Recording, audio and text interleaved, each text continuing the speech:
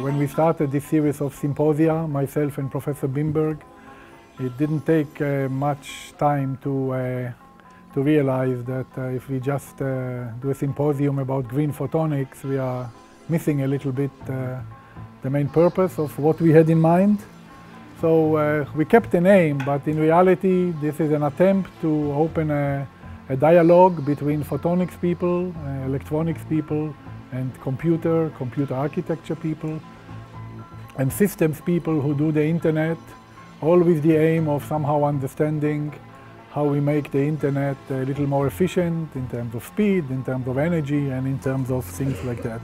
These symposia are funded by a foundation called the Reinhard Foundation, and we very much thank this foundation for funding these symposia year after year.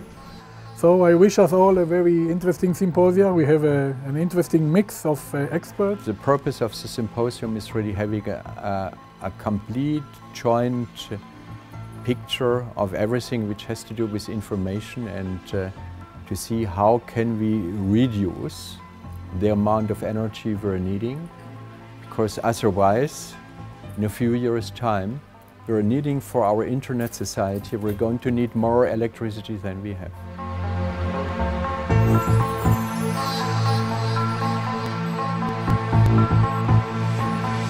I was invited here to give a talk on my views on green photonics.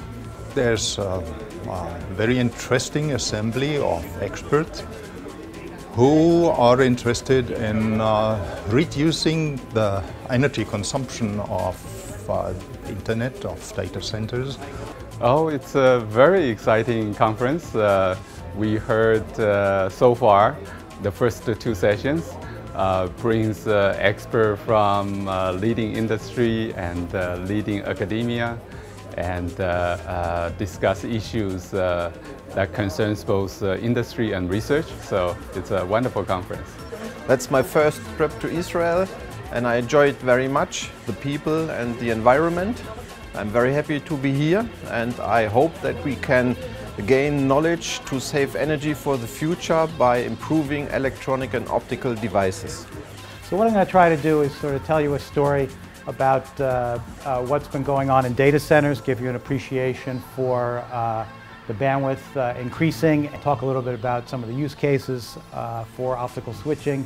Then I'm going to do a long discussion that I'm doing here for a long time. What kind of lessons do we need to know from the telecom, and what should we forget when it comes to the telecom?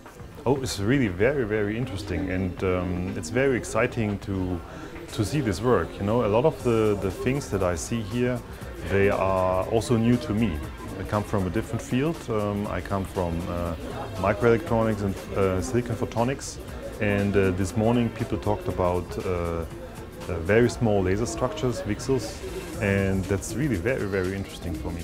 I think that it's a great conference. I'm coming from the chip design area, and I think it's a great combination between the two communities, and for me it's almost everything is new here, so it's I really enjoy, and I hope that others coming from the electro-optics area will really enjoy the chip designers.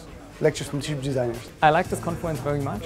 It brings together different people from different topics, and it's really interesting to have this exchange of knowledge about photonics and electronics.